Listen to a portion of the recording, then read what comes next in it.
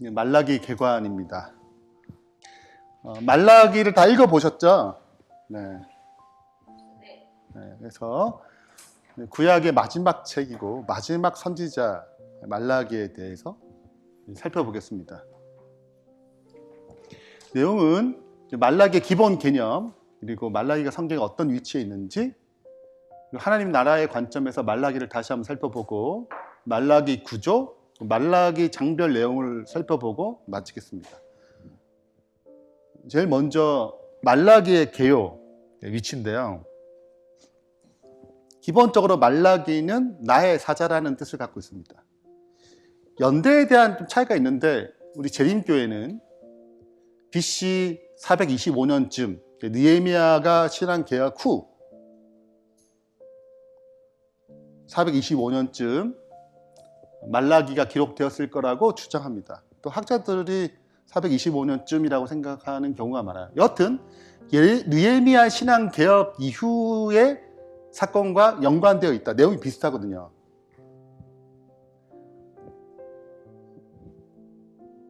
자, 그 배경과 시대적인 상황을 좀 살펴보면 제일 먼저 538년에 기원전 538년에 고레스 칙령으로 첫 번째 기환이 일어납니다. 우리가 느헤미야 개관, 느헤미야 묵상 했으니까 기억이 날 듯 말 듯 하시죠. 첫 번째 포로 기환입니다. 그죠? 58년, 57년, 6년 이때쯤 이제 첫 번째 기환령을 내리면서 기환을 합니다. 자, 그 다음에 516년에 도착해서 성전을 재건해요. 시간이 좀 걸렸죠. 방해가 있었기 때문에 성전을 짓지 못하다가 학계 스가랴의 기별을 통해 다시 한번 스룹바벨과 여호수아가 성전을 지어요. 그래서 이 성전을 스룹바벨 성전이라고 그러죠. 그러나 성전은 있는데 성벽이 없었어요. 그 가운데 2차 기환이 에스라가 기환했고, 제사장. 444년 우리 했잖아요. 12년 동안 총독으로 느헤미야가 성벽을 건축하면서 통치를 시작합니다. 52일 만에 성벽을 짓고 신앙개혁을 하죠. 12년 동안 했어요. 440년 동안 12년쯤 빼면 433년쯤 해서 느헤미야가 이제 바사로 귀환합니다. 페르시아로 갔어요. 그러면 여기는 이스라엘 백성이 남아있을 거 아니에요, 예루살렘에. 그리고 이때쯤 말라기가 예언을 활동하는 것을 추정합니다. 그러니까 느헤미야가 12년 통치 후에 약 7, 8년 정도 지난 후에 있었던 사건이다 라고 보여져요. 그래서 이제 예배도 되고 성벽도 짓고 전체적으로 좀 안정감이 있지만 신앙적인 측면에서는 좀 불안감이 있어요. 그 세 가지를 내용을 살펴볼 텐데, 첫 번째는 정치적 상황은 여전히 페르시아 속국에 있습니다. 독립적인 위치를 좀 가졌지만 여튼 페르시아의 제국의 속주로 있고, 두 번째는 종교적인 상황은 성전도 재건되고 신앙 부흥도 경험했어요. 그러나 우리가 살펴봤잖아요. 느헤미야 공부할 때 이미 신앙 개혁을 했지만 또다시 뭐 하는 거예요? 돌아가요. 언약도 맺고 서약도 하고, 우리 제자훈련 할 때 똑같잖아요. 서약을 다 했어. 숙제 열심히 하겠습니다. 자, 이렇게 다 했지만 그렇게 안 될 경우가 있잖아요. 네. 그런 것처럼 열심히 내가 그때는 열심으로 진짜 마음으로 결심했지만, 베드로도 내가 주님을 절대 버리지 않겠습니다 결심했지만 연약하잖아요, 우리 인간이. 그런 것처럼 다시 느헤미야 시대 때 있었던 신앙적 쇠퇴, 영적 침체가 반복됩니다. 종교적 의무만 남아요. 형식적이 되죠. 사회 경제적 사항은 이제 경제적인 어려움이 여전히 있죠, 아직. 그리고 느헤미야를 읽어봤지만 느헤미야를 볼 때 이 돈 많은 사람들이 돈을 빌려주고 또 거기에 대한 많은 이자를 부담함으로 자녀를 종으로 팔리거나 이런 문제가 계속 발생하는 거죠. 그 부자는 계속 부자가 돼요. 기근 같은 어려움이 생기면 실은 먹고 살기 어려우니까 이런 문제가 계속 발생하는 것입니다. 그래서 여러 가지 어려움, 경제적 어려움들이 여전히, 사회적 불평등이 있었고, 또 이방인들과 결혼하는 문제가 여전히 대두됩니다. 이런 것들이 있다라고 생각하시면 되겠고요. 오늘날 비슷해요. 우리의 상황도 비슷한 것입니다. 자, 그래서 이제 시대적 배경을 다시 한번 정리하자면 바벨론 포로 후에 성전을 재건했어요. 그다음 느헤미야 성벽이 재건됐습니다. 그리고 에스라를 통해서 신앙 개혁도 했어요. 근데 다시 신앙적 침체, 영적 침체가 오고 종교적인 형식주의 형태로 넘어가는 것입니다. 그 반복되는 영적 침체예요. 우리도 똑같아요. 우리도 좀 뜨거울 때가 있지만 또 마을 때가 있어요. 어느덧 형식적인 흐름으로 흘러가는 거와 같잖아요. 그리고 열린교회도 NCD 검사를 한 다음에 예배가 가장 떨어져가지고 이렇게 회복하는 일이 있었단 말이죠. 근데 어느덧 시간이 지나니까 말씀 묵상도 잘 안 하고 이런 일이 다시 반복되는 거예요. 그 1년 남짓, 1년 만에 그랬거든요, 느헤미야도. 네. 우리가 그 결심, 결단이 그렇게 연약한 거예요. 그러니까 계속 뭐가 필요한 거예요? 한 번 개혁과 부흥으로 끝나지 않고 계속적인 개혁과 부흥이 우리에게 필요한 것입니다. 특별히 구약의 마지막 교회의 모습이에요. 말라기가 진단하는 거는 마지막 선지자고 마지막 교회의 모습을 보여줍니다. 근데 이 구약의 마지막 교회의 모습을 읽어보면서 딱 생각나는 게 마지막 시대의 교회가 생각나는 거예요. 라오디아 교회 형편과 비슷합니다. 그래서 구약의 마지막 교회의 모습이고 초림을 예언하거든요. 똑같이 라오디아 교회도 똑같아요. 그리고 재림을 준비하는 것과 연결되어 있습니다. 자, 그렇다면 이제 한번 라오디아 교회 상태를 읽어볼 필요 있죠. 라오디아 교회가 어떤 형편이니까 7번째 교회, 마지막 시대를 보여주는 예표하는 교회인데 15절 내가 내 행위를 아노니 내가 차지도 아니하고 뜨겁지도 아니하도다. 내가 차든지 뜨겁든지 하기를 원하더라. 차갑다는 뜻은 뭐예요? 신앙이 완전히 떨어져 나간 차가운 상태. 나도 알아, 차갑다는 거. 뜨거운 상태는 굉장히 영적으로 뜨거운 하나님의 일을 열심히 다하는. 그래서 그 하나님 일을 봉사할 때 내가 꼭 이렇게 해야 되나 이런 생각이 없는 그런 하나님으로 충만한 상태의 열정이거든요. 근데 미지근하는 거는 열심히 하는 것처럼 보이지만 종교적인 생활을 하지만 의무적인 일은 하지만 겉모습은 계속 보이지만 그 안에 뭐가 없어요? 생명력이 흐르지 않는 것입니다.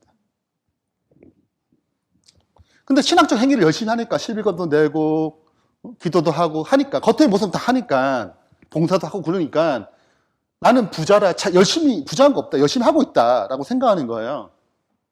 근데 예수님 말하기를 내 공고한 것, 가련한 것, 가난한 것, 눈먼 것, 벌거벗은 것을 알지 못한도다. 이게 말라기 똑같습니다. 계속 진단하잖아. 내가 널 사랑해. 언제 우리 사랑했어요? 너 이렇게 좀 섬기지 않은데 우리가 언제 그렇게 했냐고요. 지금 계속 뭐 하는 거야? 대들어요. 네. 우리가 언제 그렇게 했냐고. 또 이렇다니까 나 우리 그런 적 없는데 잘 모르겠는데 이렇게 자꾸 뭐 하는 것입니까? 자기들을 신앙 상태를 잘 몰라요. 그래서 이제 열심을 내고 회개하라고 얘기하고 누가 문 밖에 서 있어요? 예수님이 문 밖에 서 계십니다. 그러니까 누가 역사하지 않는 거예요. 누가 역사하지 않아요? 지금 예수님이 이 안에 이 실제적인 이 교회 안에 뭐가 없어요? 없어요. 그러니까 그분이 계시지. 언제든 계시죠. 믿든 믿지 않다 계시잖아요. 근데 그분의 실제적인 생명력이 흐르지 않은 상태인 거죠. 이것이 라오디아 교회인 것처럼 말라기 시대 구약의 마지막 교회 그 상태도 동일합니다. 자, 그래서 이제 주제를 보면 차가운 종교적 형식주의예요. 그리스도 없는 껍데기에 불과한 신앙이고 하나님 언약의 사랑을 잊어버린 백성을 향해서 하나님께서 이제 끊임없는 사랑, 변함없는 사랑을 제시하시고 다시 돌아오라고 얘기합니다. 그 회복의 중심에는 예수 그리스도 복음의 능력을 다시금 제시하고 예수님 다시 제시하고 그분을 통해서 다시 회복하기를 권면하는 것으로 마무리가 돼요. 구약의 제일 마지막 책이니까 역사서의 제일 마지막은 실은 책으로는 에스더가 돼 있지만 실은 제일 마지막 역사는 느헤미야예요. 예. 그러니까 에스라서 느헤미야가 맞고 에스더는 부록 같은 거거든요. 왜냐하면 예루살렘에서 일어난 일이 아니고 지금 페르시아에서 일어난 일이에요. 자, 그래서 느헤미야서가 제일 마지막에 역사서에서는, 그러니까 말라기에 대한 이해를 느헤미야서를 통해서 하는 것입니다.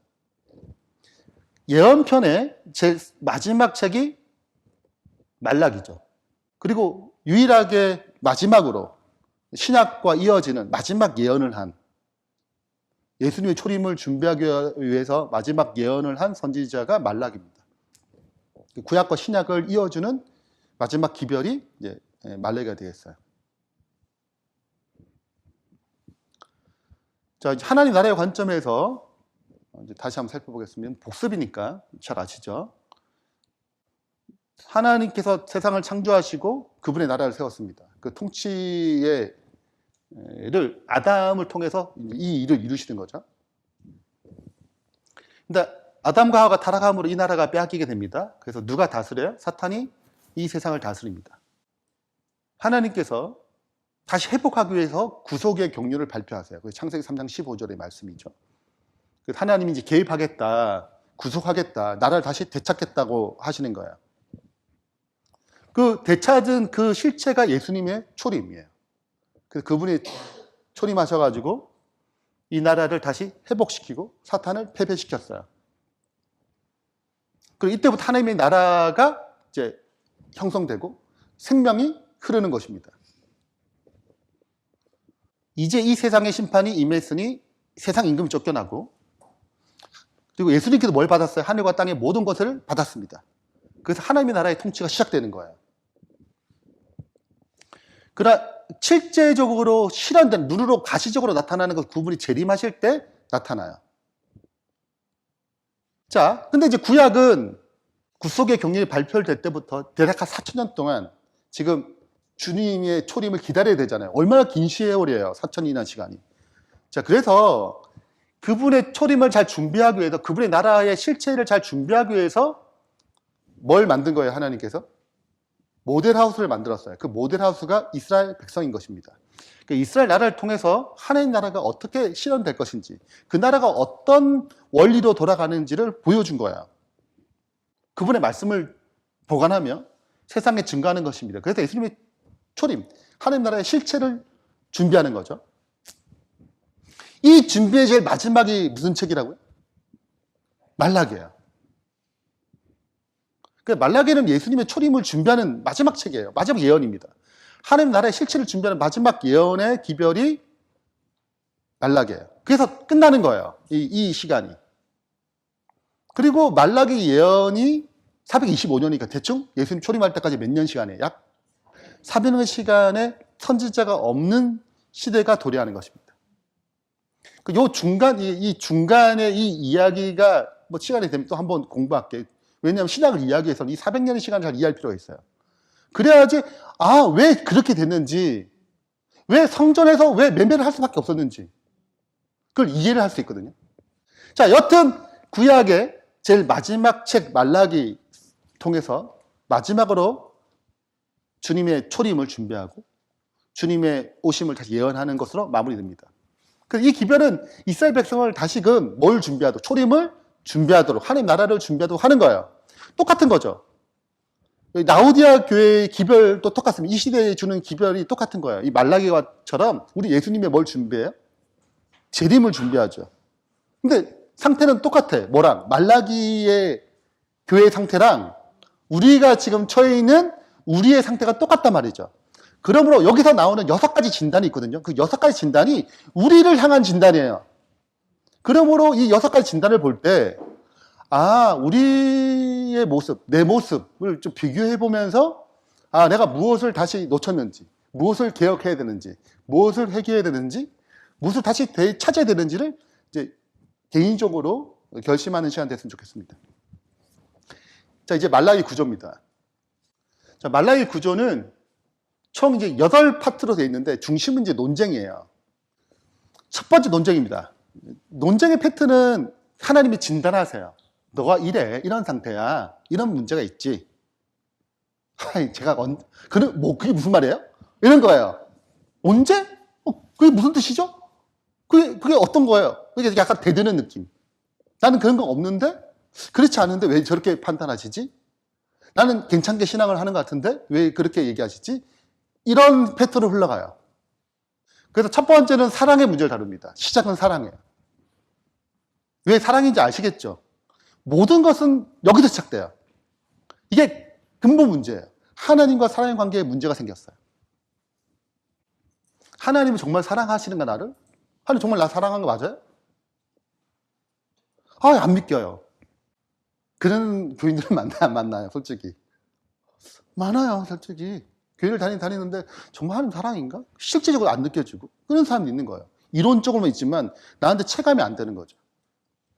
두 번째는 예배에 대한 문제예요. 제사장이 부정부패, 그들을 책망하는 내용인데 무엇을 하는 게 나가야 되는가? 우리 예배 잘 드리고 있는데 하나님, 아니야, 너희가 지금 예배가 뭔가 문제가 있어. 짐승을 데려올 때 문제 있는 짐승, 원래 흠 없는 양을 데려와야 되잖아. 흠 없는 소 이런 거 데려와야 되잖아요. 흠이 있어. 다리가 쩔뚝거리거나 뭔가 문제가 있어. 그걸 드리는 거예요. 일단 나는 드렸어. 그지? 드렸죠. 과일 같은 거 생각해보세요. 과일 할 때 상했어. 가격이 비싸야 저렴해요? 이건 조금 비싸다. 좀 저렴한 거 드리면 안 될까? 생각하는 거예요. 이게 이런 문제가 아니, 실은 이게 저렴한 이런 문제가 아닌데 그들은 이렇게 받아들이는 거예요. 왜? 돈을 지불해야 되니까. 자, 이것이 예배의 문제입니다. 살펴볼 거예요. 세 번째 논쟁은 언약의 문제. 그 언약의 핵심은 이방 여인과 결혼하는 거예요. 하나님께 절대 이방 여인과 결혼하지 말라고 그랬잖아요. 근데 이방 여인과 결혼했어요. 이것은 그들의 정체성의 문제, 그 신앙의 대물림, 이 모든 것의 문제를 가져와요. 다시 우상 숭배에 대한 문제를 가져와요. 솔로몬이 그랬던 것처럼. 솔로몬이 지금 이방 여인과 절대 하지 말라고 열심히 잠언서에서 하고 있잖아요. 근데 자기가 했어. 이방 여인과. 그게 우상 숭배를 낳거든요. 자, 네 번째 논쟁입니다. 네 번째 논쟁은 뭐냐? 공의에 대한 거예요. 하나님은 정의로우신데 정의가 어디 있는가? 하나님 정말 공평하신 분 맞아? 왜 난 열심히 신앙하는데 왜 나는 이렇게 힘들게 살지? 하나님 저거 보시는 거 맞아? 세상에 부정부패가 많잖아요. 저렇게 권력을 남용해도 되는 거야? 악한 자들인데? 왜 하나님의 백성들 이렇게 힘들게 살아야 되지? 이런 공의에 대한 부분. 하나님은 안 보셔. 그러니까 우리가 막 살아도 될 것 같아. 이런 마음들 등장합니다. 다섯 번째 논쟁은 소유의 문제예요. 누가 진짜 주인인가? 그 11조에 대한 또 헌금에 대한 문제가 발생합니다. 자, 여섯 번째 논쟁인데 이 마지막 논쟁이죠. 섬김의 문제예요. 교회 봉사하는데 약간 허무해. 그러니까 이렇게까지? 이런 마음들. 헛되다. 내가 봉사하는 게 좀 헛된 것 같이 느껴져요. 허무하게 느껴지고. 좀 봉사하는 게 좀 하긴 하는데 생명력도 없어. 하긴 해야 돼. 뭐 직분이 있으니까. 네. 그 섬김이 어떤 문제 있는지를 얘기하는 거예요. 그래서 이제 4장은 유일한 해답은 마지막으로 이것을 계속, 이 문제를 계속 해결하지 못하면 심판이 임할 걸 얘기합니다. 근데 이걸 회복하는 유일한 방법은 의로운 태양이신 치료의 강선을 내시는 누구? 그 예수 그리스도를 실제적으로 경험해야 되는 거죠. 치유받아야 되는 거예요. 회복받아야 되는 거예요. 병 걸렸으니까. 그리고 이제 모세와 엘리야를 통해서 여호와의 날을 준비하라고 권면하면서 마무리돼가 돼요. 자, 흐름은 이해되시겠죠? 먼저 이제 질문에 대한 패턴을 논쟁의 패턴이 있어요. 네 가지 패턴이 있는데 첫 번째는 이제 하나님이 진단을 시작합니다. 너희들의 문제를 설명해줘요. 그렇지 않으면 죄 가운데 멸망당할 거니까 그들을 깨우쳐주기 위해서 말하는 거죠. 두 번째는 이스라엘 반문합니다. 우리가 어떻게 그랬어? 이렇게 얘기하는 거예요. 그럼 하나님 설명해 줘야 되잖아요. 이게 딱 설명해 줘요. 이래 이런 거야. 이렇게 그렇게 얘기한 거지. 그 증거를 제시해요. 네. 그리고 그들의 죄를 이제 인지하게 만듭니다. 그 다음에 마지막으로는 어떻게 교정할 것인가. 그래서 교정에 대한 촉구, 회개에 대한 얘기, 그리고 회복에 대한 약속. 그렇지만 그걸 끝까지 했을 때, 그 죄를 끝까지 포기하지 않았을 때 나타나는 심판을 얘기하면서 마무리가 됩니다. 그러면 다 이해되시겠죠? 그래서 각 논쟁은 굉장히 연결되어 있습니다. 6가지가. 그리고 그리스도와 상실된 하나님의 사랑 관계가 단절된, 첫 번째가 메인이에요. 그것에 대한 문제예요. 하나님의 사랑의 관계가 깨진, 더 이상 사랑이 실제적이지 않은, 그 사랑의 생명력이 더 이상 내 삶 가운데 발동되지 않아요. 그러니까 우리가 사랑에 차면 봉사가 쉽잖아요. 그죠? 저도 저희 집사람과 연애할 때 아무리 장거리라도 그게 감내가 되는 거예요. 그리고 그 봉사가 저희 집사람을 픽업해주는 그 봉사 자체가 기뻐. 그게 식을 때는 이런 거야. 아, 내가 이거 가야 돼. 아, 그럼 버스 타고 오면 안 돼? 이런 생각. 무슨 말씀 이해되시겠어요? 제가 태워다 주고 태워다 오는 과정에 1시간 걸리거든요. 왕복이 2시간이에요. 거기 또 1시간 기다려야 돼. 무려 3시간씩이나 이 아까운 시간을 헌신해야 되는데 나한테 유익은 하나도 없어. 기름값 나가지? 아, 그렇지 않겠어요? 거기도 1시간 또 밤이니까 또 기다려야 돼요. 가로수 밑에서. 얼마나 헌신적이에요. 근데 아깝다는 생각을 단 해본 적이 없어요. 사랑의 관계가 있으니까. 실제적이니까 그 사랑의 관계가. 근데 이게 문제가 생기면 나머지가 다 파산되는 거예요. 헌금이 아까워. 사랑의 문제가 생겨서 그래요. 그러니까 첫 번째가 사랑의 얘기를 시작하잖아요. 문제가 생겼어요. 자, 이제 그래서 말라기는 질문하는 책이라고 생각하시면 돼요. 하나님이 사랑으로 던져요. 그러면 백성은 그 상태를 인지를 잘 못해요. 그 질문이 뭘 의미하는지도 몰라. 그게 반문해요. 왜냐하면 이미 껍데기가 있기 때문에 그렇습니다. 질문의 목적은 그들을 어떻게 깨워서 돌이키게 하기 위해서 하나님이 사랑으로 가슴 아픔으로 그들을 부르는 내용이거든요.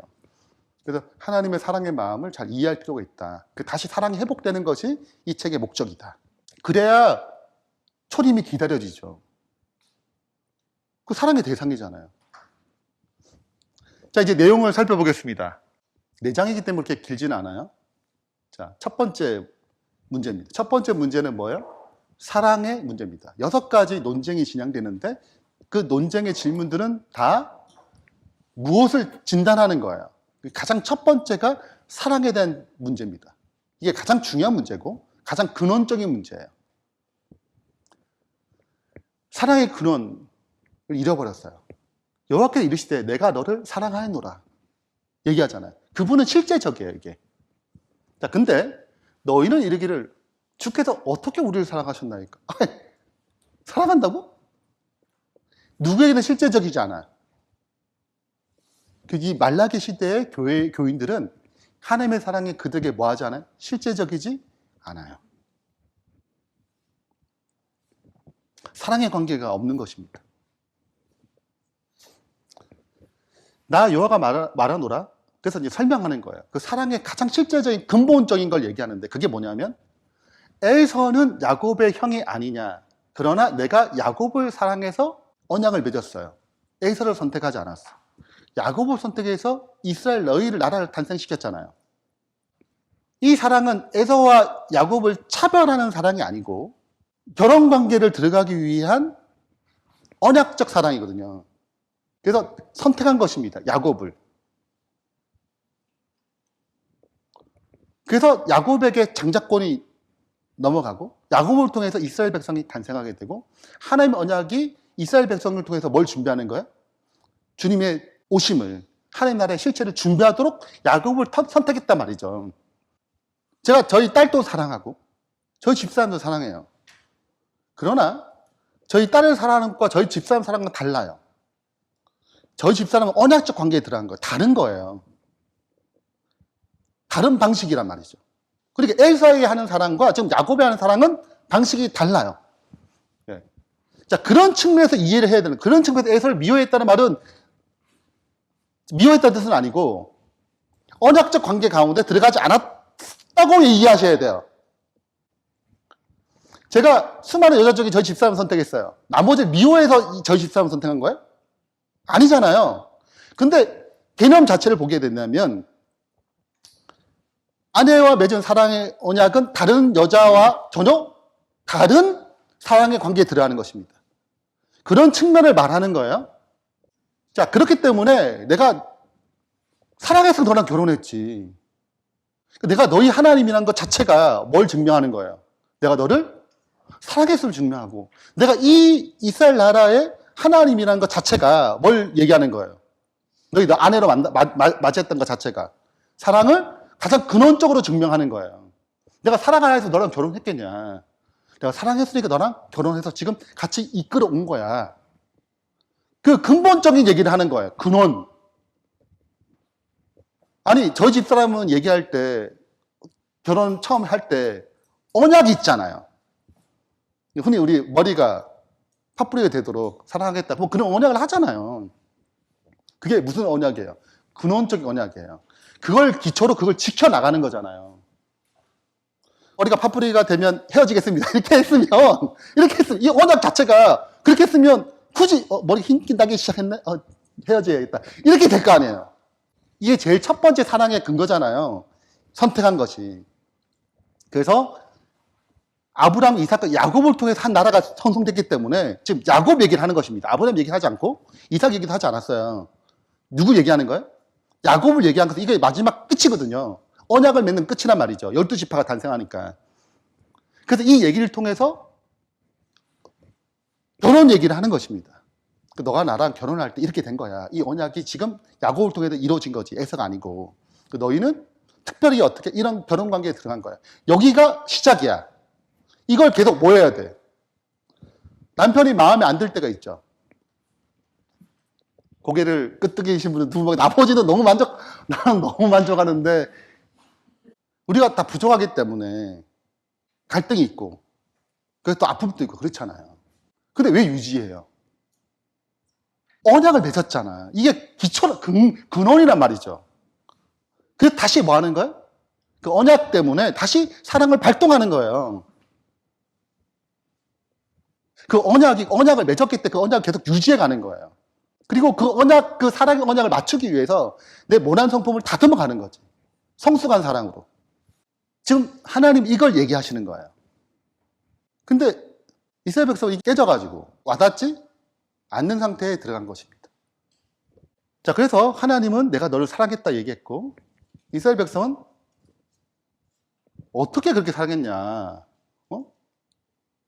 그래서 이제 주권적 선택에 기초돼서, 언약에 기초돼서 말하는 거예요. 근데 더 이상 이제 이 은혜를 잃어버린 순간, 이제 거래가 되기 시작하죠. 사랑의가 아니고, 거래가 되기 시작하고, 부담이 되기 시작, 짐이 되기 시작하는 것입니다. 모든 종교적 행위와 행동들이. 이걸 기초로 진행되는 거예요. 자, 두 번째는 이제 예배 문제입니다.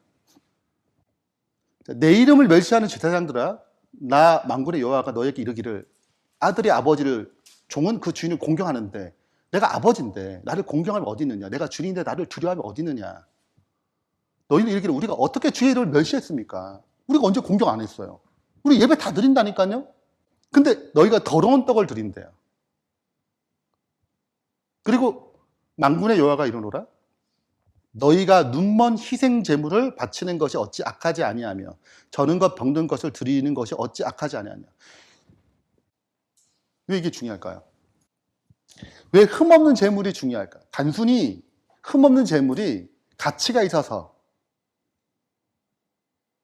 물론 가치가 있죠. 근데 왜 하나님 흠 없는 제물을 요구하시는 거예요?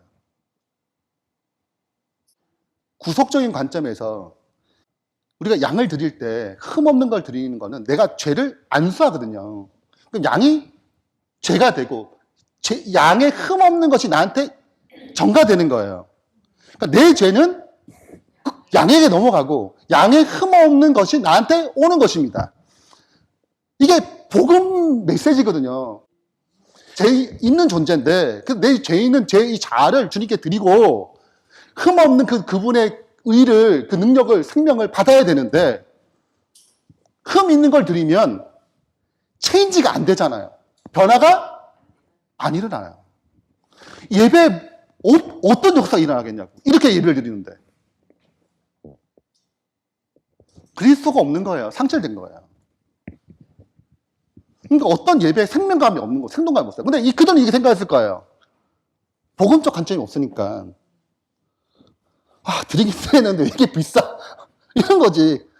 저게 뭐, 예를 들면, 저기 뭐, 흠 있는 건 한 2만 원이면 저건 5만 원. 이게 2배 이상이, 이게 너무 부담스러운데?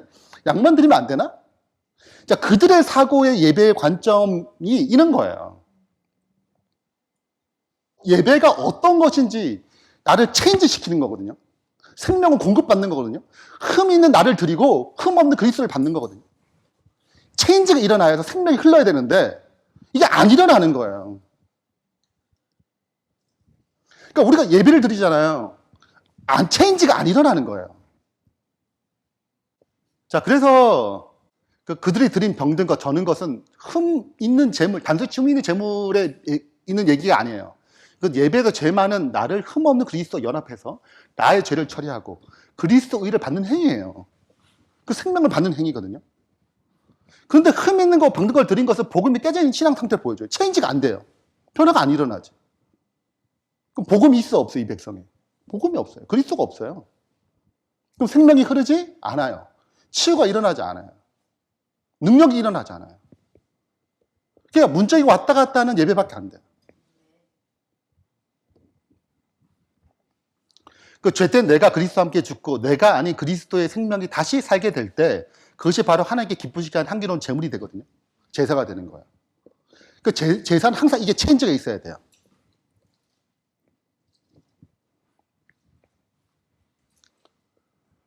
그래서 그들은 그리스도가 없어. 그 자신들의 종교적 행위, 마치 가인이 뭐 하는 것처럼. 자기가 열심히 노동한 그 산물을 가지고 드렸어요. 뭐가 일어나죠? 기껏해 자기가 드리고 자기가 받는 것밖에 없어요. 그리스도를 드려야 체인지가 일어나잖아요. 내가 없는 그리스도의 생명력을 받고 내 죄를 처리하게 되고 내 자아를 처리해서 그리스도의 능력과 그 의를 받는 거잖아요. 생명이 안 흐르죠. 그러니까 기껏해야 아벨이 하는 일이 뭐예요? 기분 나쁘니까 동생을 죽이는 거예요. 체인지가 안 일어나, 그 세계에는 체인지가 안 일어나요. 근데 우리가 얼마나 많은 예배 가운데 체인지가 안 일어나냐고. 예배 드릴 때 이게 안 일어나는 거예요. 나를 드리고 그리스도를 받는 이 경험이 없는 것입니다. 내가 깨지는 경험이 없고 그리스도를 받는 경험이 없어요. 반드시 예배는 이것이 일어나야 돼요. 그게 일어날 때 그리스도를 가지고 나오잖아요, 우리가 그 예배가 이제 회복이 되면 예배가 살아났다고 하는 거예요. 그런 예배를 영감적인 예배라고 그래요. 자, 그래서 그리스도의 제물로 드리는 내가 아닌 그리스도를, 내가 죽고 그리스도를.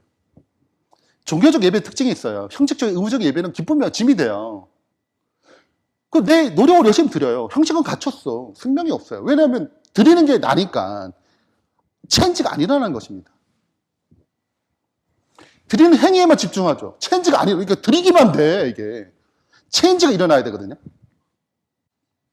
하나님 임재가 경험하지 못하죠.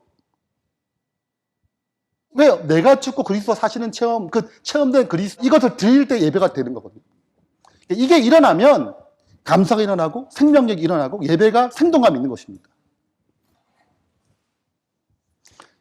그러므로 로마서 12장 1절에 이 로마서 12장은 로마서 1장부터 8장까지 이 전체적인 복음에 대한 메시지를 다 전가하고 내가 죽고 그리스도가 사시는 이 복음의 핵심을 다 설명한 다음에 9장부터 11장이 역사거든요. 이 복음의 역사 어떻게 흘러갈 것인지를 설명한 다음에 12장부터 16장까지가 복음에 대한 삶을 얘기해요.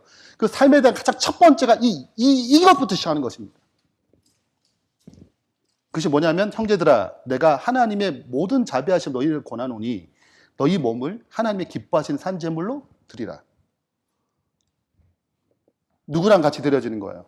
양을 드릴 때 항상 안수하거든요. 죄를 고백하잖아요. 내 부족한 나의 죄된 것이 들어가는 거예요. 그러면 그건 처리되지. 뭐가 오는 거예요? 그리스도의 흠없는 생명력 우리에게 들어오는 거잖아요. 그렇게 될 때만이 뭐가 일어나요? 영적인 참된 예배가 일어나는 것입니다. 이것이 우리가 회복돼야 할 경험이고 누려야 될 경험이죠. 근데 우리가 연약하기 때문에 이런 걸 인지를 못해요. 그러니까 말라기랑 똑같다니까요, 우리랑. 그 시대에 인지 못한 것처럼 우리랑 똑같아. 우리 인지 잘 못해. 그냥 예배 들었다고 안실 잘 듣고 찬양 같이 부르면 잘 된 줄 알아, 그냥. 예배 잘 듣고 하나님 받으신 예배지. 세 번째입니다. 세 번째는 언약의 문제예요. 결혼에 대한 부분입니다. 우리가 많이 정말 많이 깨졌어요, 이미. 이미 많이 깨졌고, 이런 사실들은 내 자녀들이 믿지 않는 여인들과 결혼하는 문제, 남자들 결혼하는 문제가 지금 실은 실상이에요. 그래서 잘 대물림이 잘 안 돼요. 또 부모도 그렇게 결혼을 잘 했는데도 부모 자체가 생명력이 또 없으면 안 물려가요, 이게. 부모가 잘해서 또 자녀들이 안 하니까 이게 또 대물림 되잖아요. 자, 그래서 우리는 한 아버지를 가지지 아니하느냐, 한 하나님께서 지으신 바가 아니냐. 어찌하여 우리 각 사람이 자기 형제에게 거짓을 행하며 우리 조상들이 언약을 욕되게 하느냐.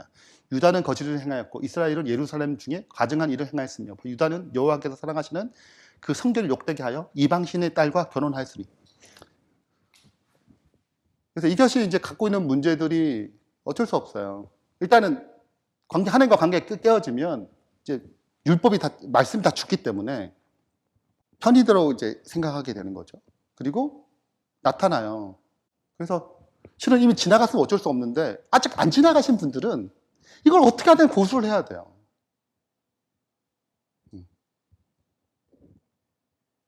저는 해당돼요. 늘 얘기해요. 자녀들한테. 너희는 누구랑 결혼해야 되는가? 너희는 어떤 사람이 결혼해야 되는가? 그러니까 더 높은 가치를 추구하는 거죠. 어떤 신앙인과 결혼하기 바라는 것입니다. 자, 그래서 이거는 이제 이스라엘 백성 전체의 문제예요. 왜냐하면 이방 여인을 맞이하는 것은 이방 신을 가져올 가능성이 너무나 농하기 때문에 이미 솔로몬의 경험처럼 교회의 순수성이 파괴되는 거죠. 그래서 계속 영적으로 얘기하면 계속 세상적 요소가 교회 안에 들어오는 것입니다. 꼭 이것 말고 우리가 이미 잠언에서 공부한 것처럼 음녀는 꼭 진짜 여자가 말하는 게 아니고 그거 넘어서 뭘 얘기하는 거예요? 하나님을 멀리하게 만드는 모든 거짓된 약속과 거짓된 가르침을 얘기하거든요. 그렇게 보게 될 때 교회 안에서도 이미 수순성이 많이 상실하고 있는 것입니다. 한번 볼게요. 성공의 기준이 비슷해요. 교회 규모가 어떠냐, 교회 재정이 얼마나 있냐, 영향이 얼마나 있냐, 이런 거 측정이거든요. 생명력이 아니에요. 얼마나 하나님의 일꾼들이 열심히 주님을 위해서 헌신하는 것이냐가 아니고 규모가 어떻게 하냐, 11급이 얼마 나오냐. 그걸 뭐 꼭 필요 없다는 건 아니지만 이미 우리가 너무 그 기준이 중요하게 자리 잡은 것입니다. 진짜 생명력이 있냐 없냐 보다는 어느덧 사람이 몇 명이고, 근데 너무 소비한 사람이 많아요. 생산한 자가 아니야. 생산한 자는 생명을 낳을 수 있는 일꾼들이거든요. 근데 소비자가 너무 많아요. 어린아이 늘 소비자예요. 장성한 자에 이르러야 되는데 아예 시스템이 그냥 소비자야. 그냥 즐겨. 그리고 가. 나 예배 잘 드렸다 그런 거야. 거기선 절대 성장이 일어나지 않아요. 그 세계에는. 그러니까 자꾸 가면 갈수록 소비자가 늘어나요. 예배의 소비자. 그러니까 구경꾼. 참 좋네. 좋다. 은혜롭네. 가자. 이렇게. 나 안식 예배 드렸어. 그리고 세상의 방법 필요해요. 그런 프로그램이 필요하지만 그냥 생명의 초점이 아니에요. 그러니까 방법론만 생각하는 것입니다.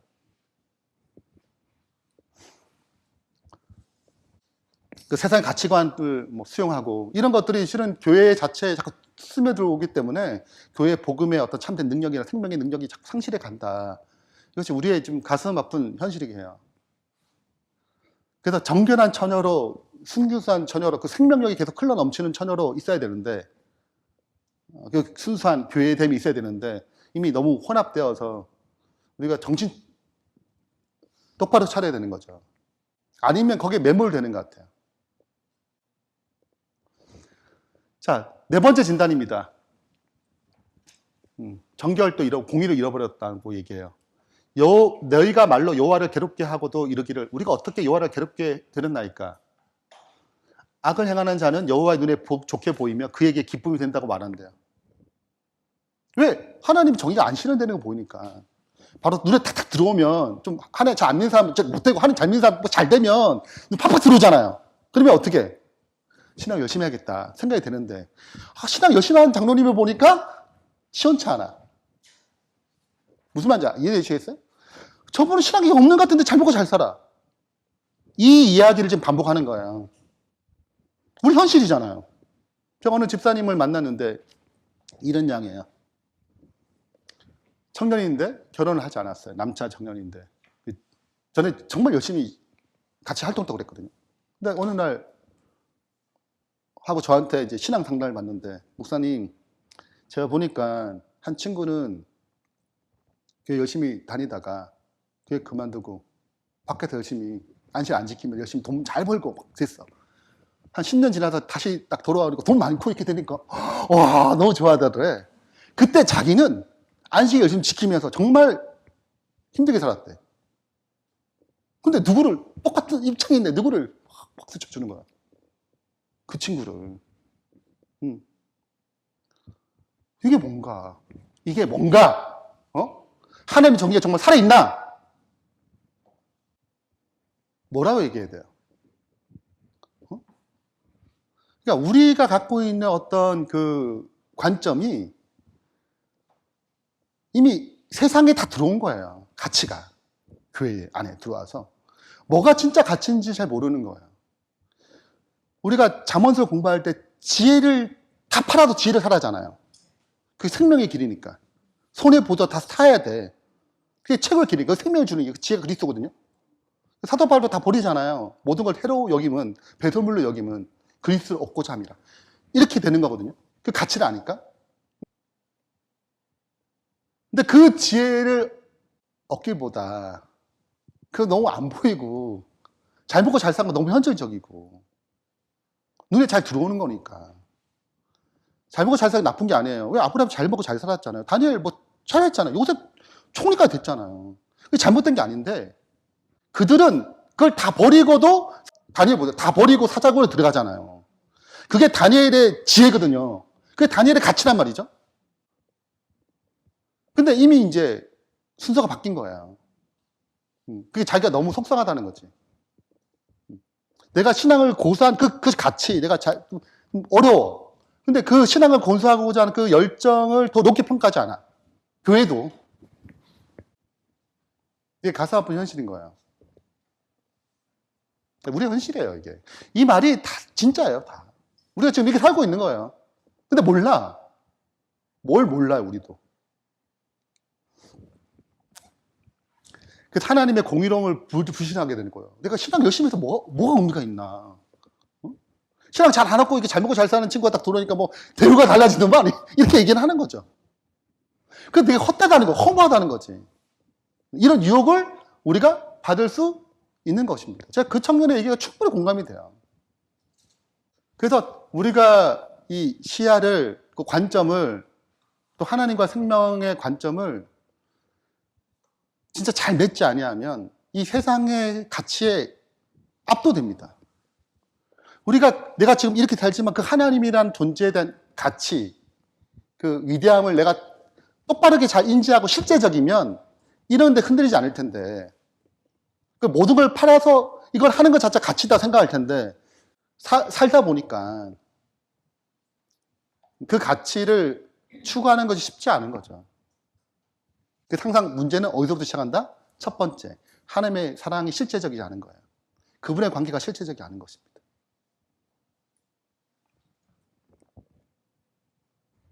자, 소유의 문제입니다. 너희 조상들이 날 때부터 너희가 나의 규례를 떠나 지키지 아니했도다. 그런즉 내게로 돌아와라. 지키지 아니했대요. 우리 안식을 지키고 예배도 드리고 헌금도 드리고 뭐 다 하는 것 같은데, 기도도 하고 말씀도 보는 것 같은데.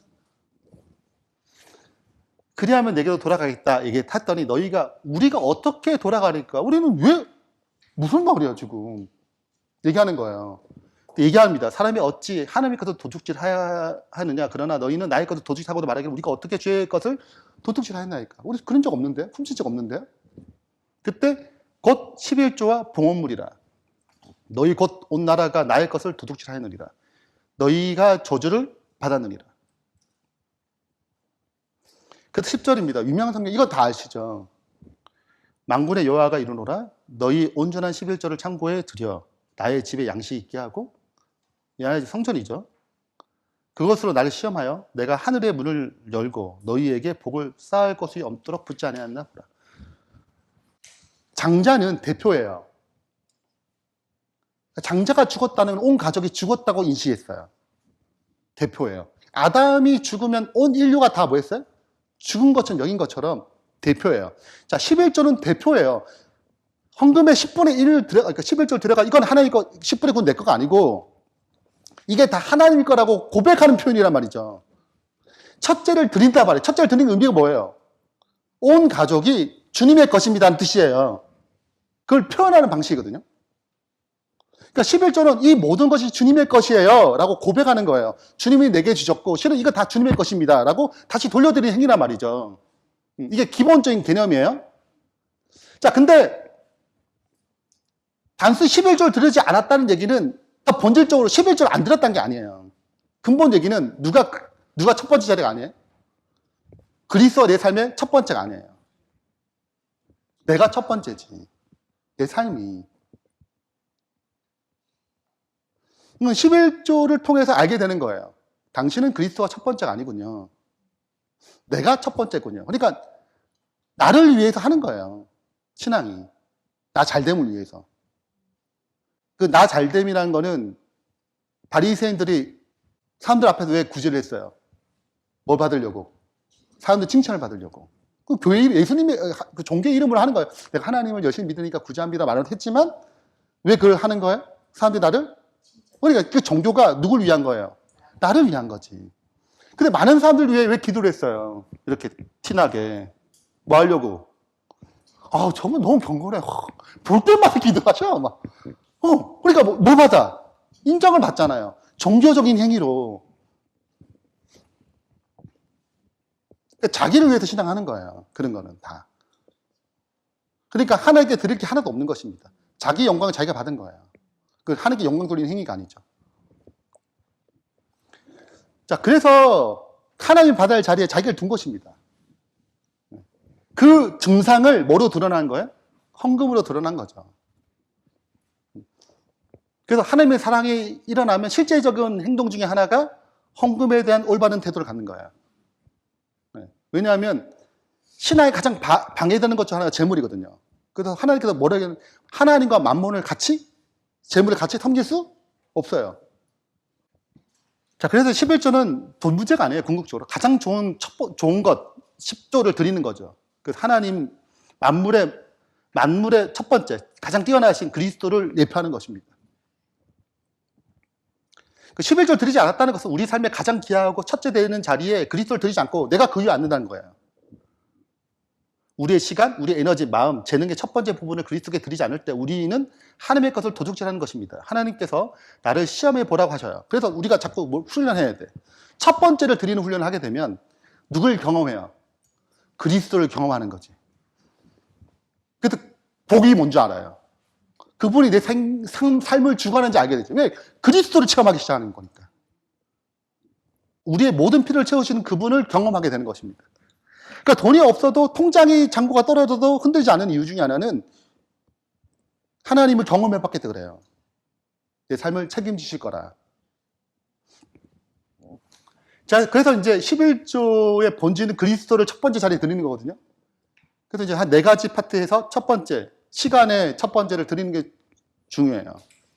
그래서 내 삶의 하루의 첫 시간, 스타트를 끊을 때, 그리고 일주일에 안식일을 하나님께 드리는 부로 하나님을 그리스도를 경험하는 거죠. 공급받는 거죠. 두 번째는 내 마음의 애정의 첫 번째 자리를 누구에 드리는 거예요? 그렇게 드리는 거예요. 그래서 자꾸 그리스도와 동행해야 그리스도 얘기하는 이유는 내 애정과 관심을 그리스도에 드릴 때 우리가 잠언을 읽을 때 지혜를 구하라잖아요. 지혜가 사방에서 부르시죠. 예수님이 사방에서 얘기해요. 근데 그 지혜가 우리 안에 들어오게 되면 내 삶의 모든 영역을 그 지혜로 처리하잖아요. 하늘의 지혜로. 이 돈을 하늘의 지혜로. 사람 인간관계 하늘의 지혜로. 그 배운단 말이죠. 그래서 우리의 능력과 은사를 하나님의 몸을 위해서 드리게 되고, 또 물질의 첫 번째를 하나님께 드림으로 그분의 나라 확장되어서 우리는 체험하는 것입니다. 누구를? 그분을 시험해서 뭘 경험해요? 체험하는 거예요. 아, 하나님이 책임져 주시는구나. 하나님이 공급하시는구나. 그렇게 해서 하나님이 실제적이어야 돼요. 그 무엇보다도. 자, 그때 이제 우리가 이렇게 시험해보면, 이렇게 자꾸 들이다 보면, 우리는 그리스도를 채우스를 둘 때 그분이 우리의 모든 필요를 채우시는 무한한 공급자임을 경험하게 되는 것입니다. 우리는 이 경험자가 필요해요. 자, 이제 마지막 6번째 진단입니다. 섬김의 문제예요. 생명의 교통이 상실하면, 즉 하나님과 사랑의 교통이 상실하게 되면 종교적 의무만 남아요. 자, 그래서 그 특징을 봐요. 13절 읽어주세요. 여호와가 이르노라 너희가 완악한 말로 나를 대적하고도 이르기를 우리가 무슨 말로 주를 대적하였나이까 하는도다. 이는 너희가 말하기를 하나님을 섬기는 것이 헛되니 만군의 여호와 앞에서 그 명령을 지키며 슬프게 행하는 것이 무엇이 유익하리요. 지금 우리는 교만한 자가 복되다 하며 악을 행하는 자가 번성하며 하나님을 시험하는 자가 화를 면한다 하노라 함이라. 그때 여호와를 경외하는 자들이 피차에 말하매 여호와께서 그것을 분명히 들으시고 여호와를 경외하는 자와 그 이름을 존중히 여기는 자를 위하여 여호와 앞에 있는 기념책에 기록하셨느니라. 자, 자꾸 완악한 말로 주를 대적해요. 어떤 말인가 보세요. 교만하는 자가 복이 있다. 아까 얘기했잖아, 비슷한 거. 아, 그렇게 차라리 저게 낫겠다. 어? 악을 행하는 자가 번성하며 하나님을 시험하는 자가 화를 면한다. 이런 얘기를 자꾸 하는 거예요. 또 눈에 그렇게 보이기도 하고. 하나님 안 믿는 잘 먹고 잘 사는 게 너무 많으니까. 그리고 교회 신앙하다 떠나가지고 잘 먹고 잘 사는 사람도 많으니까. 근데 굳이 이렇게 애써서 신앙을 해가지고 힘들 필요가 있는가? 굳이 금짓기도 슬프게 금짓기도 하면서 죄를 애통할 필요가 있는가? 슬퍼하는 이유는 그 이유거든요. 죄를 애통하고 금식하면서 주님의 구하는 것, 이게 무슨 의미가 있냐고요. 별 헛되다도 별 도움이 안 돼. 별 능력 없는 것 같아. 자꾸 그렇게 느껴지는 것입니다.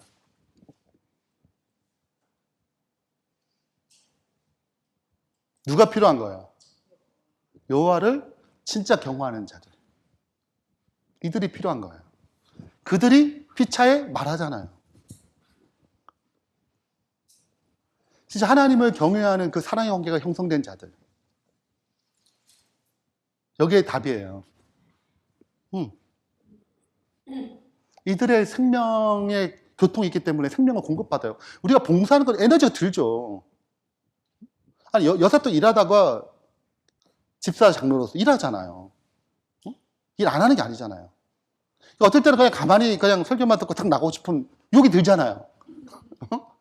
애들 가르쳐 교과공부 준비해야 되고, 뭐 어떤 거는 뭐 찬양대 연습해야 되고, 이것저것. 근데 여호와를 경외하는 그 하나님과 관계를 맺은 사람은 공급을 받아요. 힘을 받아. 그러니까 뭔지 아는 거예요. 그 봉사와 그 헌신이 어떤 가치가 있는지 아는 거지. 헛되지 않지. 근데 이 사람들은 관계가 잘 안 밀어지니까 헛되다고 느끼는 거예요. 의미가 없고. 그 마음이 세상 것이 더 가치가 들어오니까 그것이 더 아름답게 보이는 거예요.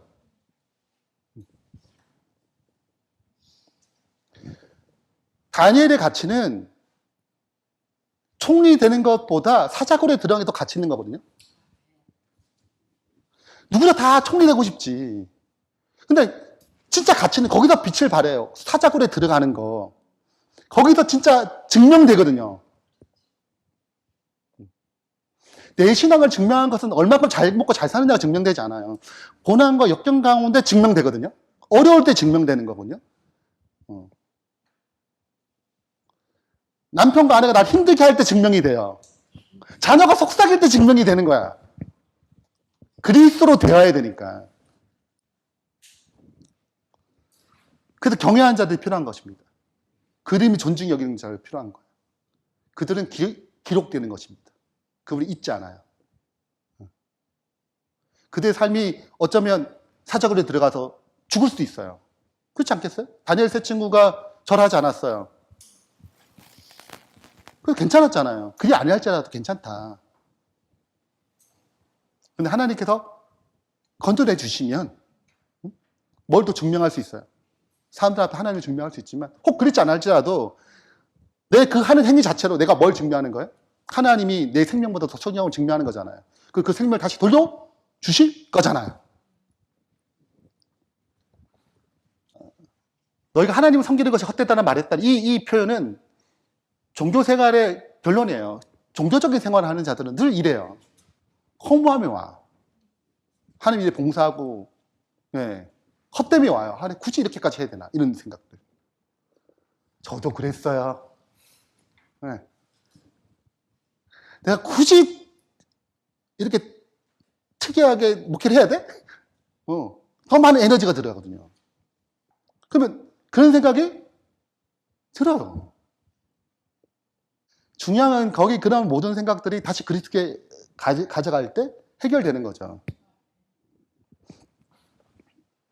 그리스도를 누리고 체험하는 기쁨 없이 의무감으로 섬길 때 모든 봉사는 결국 짐이 되고 헛된 것을 느껴집니다. 이것은 그리스도의 몸의 지체들이 서로 생명을 공급하는 유기적인 기능이 아니라 죽은 조직의 종교 활동이 되어버린 상태를 보여줍니다. 하나님을 경외하는 것이 살아날 때, 생명의 교통이 회복될 때 신앙의 생명력이 나타나요. 그래서 우리가 LT 공동체를 계속 추구하는 이유 중에 하나는 거기 있어요. 왜냐하면 혼자도 안 되거든. 우리 많은 실패를 경험해봤어요. 그 공동체를 통해서 공급을 받음으로 내가 드리는 종교적 행위가 죽은 행위가 아니고 생명이 흘러가도록. 생명이 살면 이게 흘러가거든. 이게 아프면 여기도 알잖아요. 그 고통을 같이 감내할 수 있거든요. 같이 기뻐할 수 있고. 자, 이제 결론입니다. 말라기 4장 1절 6절인데. 자, 이 모든 얘기를 한 다음에 이제 얘기합니다. 만군의 여호와가 이르노라 보라 용광로와 불같은 날이 이르니 교만하는 자와 악을 행하는 자가 다 끝날 거예요. 너희가 말한 이 문제를 해결하지 않으면 결국은 어떻게? 그 끝이 있을 것이다. 얘기합니다. 그 이르는 날에 그들을 살라 그 뿌리와 가지가 남기지 아니할 것이다. 이 죄의 뿌리, 근본적으로는 사탄이 되겠죠. 그리고 그 따라가는 모든 자들은 다 끝날 거예요. 그 마지막 심판의 날에. 그러나 내 이름을 경외하는 너희에게는 공의로운 해가 떠올라서 치료하는 광선을 비추리니 너희가 나가서 외양간에 나온 송아지가 되리라. 그 여호와의 날, 여호와의 들어온 날은 크게 그분의 임재를 얘기하는데 크게 초림과 재림이에요. 재림의 때는 그것이 선명히 드러나는 것이고 초림의 때는 비가시적으로 나타나죠. 혈루증 걸린 여인 아시죠? 12년 동안. 근데 제가 종종 얘기하지만 뭘 받은 거예요? 치료하는 광선을 경험한 거예요. 수많은 사람이 예수님의 옷자락을 붙잡았지만 걷혔지만 그 여인에게만 치료하는 광선이 임했잖아요. 왜요? 왜 그렇죠? 그렇죠? 그 여인이 구했잖아요. 간절한 마음으로. 자기의 문제를 놓고 치유받기를 구했잖아요. 그래서 그 문제가 치유됐잖아요. 그걸 믿음의 만짐이라고 그러거든요. 우리가 하나님을 끊임없이 하지만 믿음의 만짐 없이 능력이 나타나지 않아요. 교회에 와서 하나님을 만난 게 아니에요. 체인지가 안 되는 거예요. 체인지가 일어나야지 치유가 일어나거든요. 회복이 일어나거든요. 그분이 혈루증 여인의 죄의 결과들, 이 모든 것들을 그분이 지셨기 때문에 십자가에 다 가져가신 거잖아요. 그리고 그 회복된 건강한 것을 넘겨준 거거든요. 그 모든 것들은 항상 십자가를 기초로 돼요. 이 죄의 결과들이잖아요. 이 모든 것들이. 그분이 우리의 병든 것 다 짊어지셔서 십자가에서 죄의 결과들을. 그러니까 그 여인들, 아픈 사람들 치료하는 모든 것들은 십자가를 기초로 진행되는 거예요.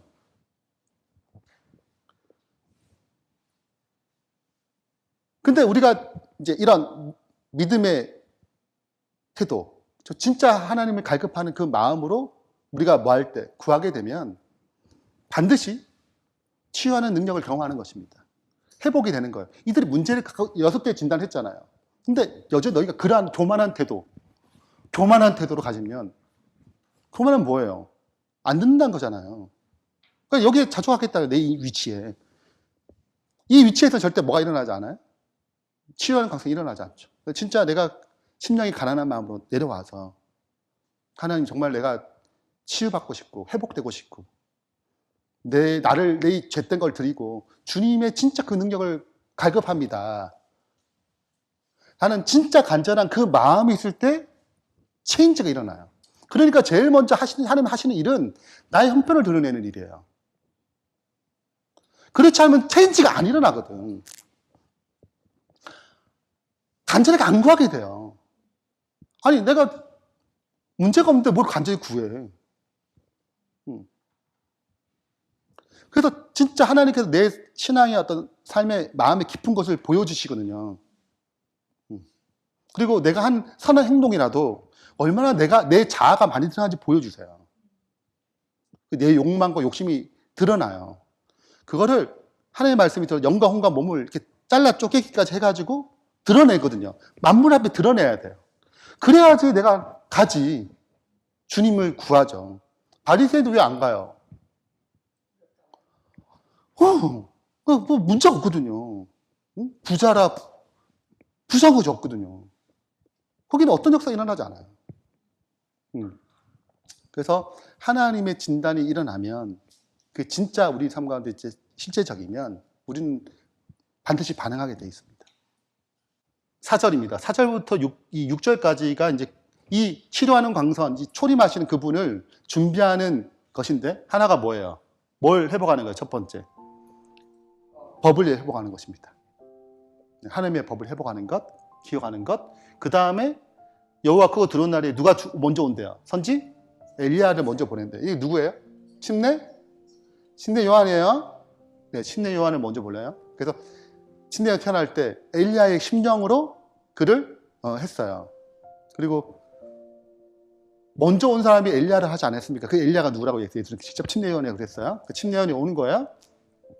그가 아버지의 마음을 자녀에게도 어떤 돌이키게 하는 화목의 역사를 일으키겠다라고 얘기하시는 것입니다. 그래서 이 마지막으로 뭘 얘기해요? 그분의 초림을 준비하는 메시지로 나가는 것입니다. 더 나아가서는 이제 재림까지 이어지죠. 그래서 선지 엘리야 같은 자들이 등장해서 다시 깨어진 관계를 어떻게 회복시키는 사명이 우리가 가졌다라고 이해하시면 되겠습니다. 자, 이렇게 해서 우리가 마무리가 되겠습니다.